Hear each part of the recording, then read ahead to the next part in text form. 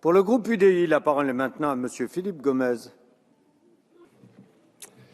Monsieur le Président, Madame la Ministre, Messieurs les rapporteurs, mes chers collègues, c'est un honneur pour moi d'abord d'intervenir sous la présidence du Président de l'Assemblée nationale. C'est certes symbolique que le Président de tradition préside les travaux relatifs au budget de l'Outre-mer, mais vous savez que dans nos territoires, la symbolique est importante.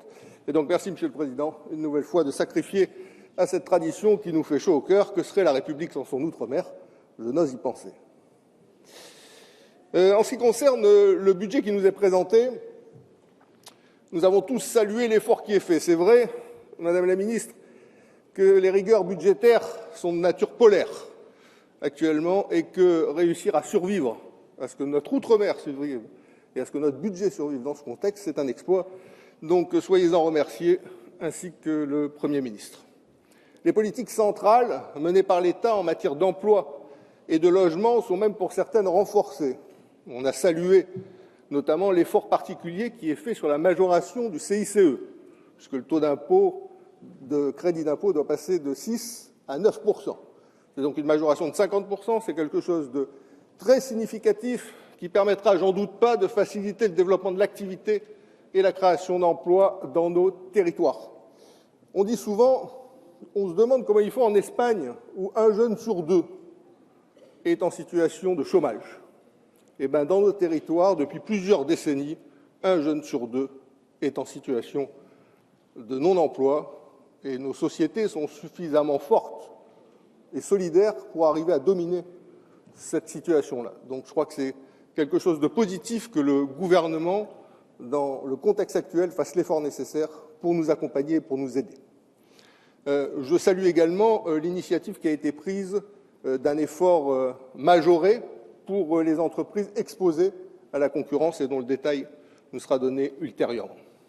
Je regrette toutefois, Madame la Ministre, que les collectivités françaises du Pacifique ne bénéficient pas d'une attention particulière de l'État en matière de développement économique et de création d'emplois, parce que, comme vous le savez, en Polynésie française comme en Nouvelle-Calédonie, nous sommes là aussi dans une situation de grande fragilité. En Nouvelle-Calédonie, encore un peu plus, puisque à la fragilité économique issue de la fin des deux grands chantiers de réalisation des usines métallurgiques du Nord et du Sud se rajoute une fragilité politique avec le référendum d'autodétermination sur l'avenir du pays qui nous attend en 2018. C'est pourquoi, Madame la Ministre, je demanderai au gouvernement de bien vouloir réfléchir sur la possibilité de supprimer ou de repousser la deadline fixée à 2017 en ce qui concerne l'application de la défiscalisation dans nos pays. Pourquoi? Parce que cette deadline est mortifère dans la mesure où Bercy considère que les projets en 2017 doivent être livrés et non pas lancés. Dès lors, d'ores et déjà, les entreprises ont mis un terme à leurs projets d'investissement en attendant qu'une nouvelle perspective soit tracée. Donc, Madame la Ministre, qu'un nouvel horizon nous soit offert également à nous, collectivités françaises du Pacifique, même si nous sommes un petit peu plus loin que les autres en matière de développement économique, en matière de création d'emplois, ce serait une excellente chose.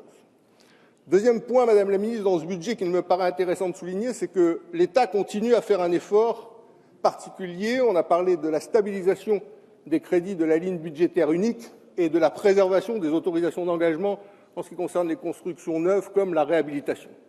Je regrette toutefois que les appels nombreux, répétés, réitérés de parlementaires de tous bords en ce qui concerne la construction de logements intermédiaires n'aient pas été pris jusqu'à maintenant en considération.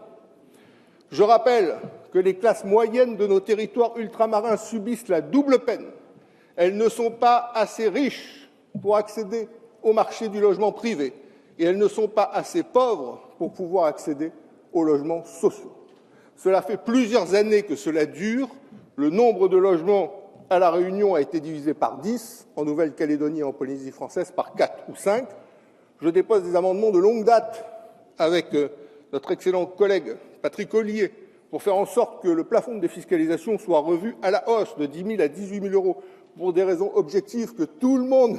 Ah, vous me dites c'est bon, c'est formidable, je suis interrompu en cours de route. Je vous remercie, Madame la Ministre. Donc je remercie l'ensemble des parlementaires pour le travail qui a été effectué parce que je pense qu'on a porté ensemble ce dossier en faveur de nos populations. Donc merci Madame la Ministre, si vous nous annoncez officiellement tout à l'heure que le plafond a été revu à 18 000 €, c'est une bonne nouvelle pour les classes moyennes de nos territoires ultramarins. Donc Madame la Ministre, le seul bémol ultime que je mettrai, en sachant qu'il est 5 minutes pile et que je vais m'arrêter, c'est concernant la continuité territoriale. J'ai vu que les crédits étaient réduits de quasiment 20%. Vous savez, le prix des billets, ce n'est pas à vous que je vais l'expliquer. Vous imaginez celui de la Nouvelle-Calédonie et de la Polynésie. Il est clair que le niveau de revenu est aujourd'hui tellement faible que pour le reste à payer, les populations doivent s'endetter ou épargner à un niveau qui n'est pas possible pour elles. Dès lors, le nombre de bénéficiaires de la continuité territoriale, par exemple en Nouvelle-Calédonie, est tombé de 12 000 à 3 000. Dernier mot, la Polynésie française. Des efforts lui sont demandés, elle est prête à y participer parce qu'elle souhaite contribuer à l'effort national. N'oublions pas quand même que sa situation de fragilité économique et sociale depuis maintenant quasiment une décennie, la politique d'assainissement de ses comptes dans laquelle elle s'est engagée nécessite un accompagnement particulier de l'État. Je vous remercie.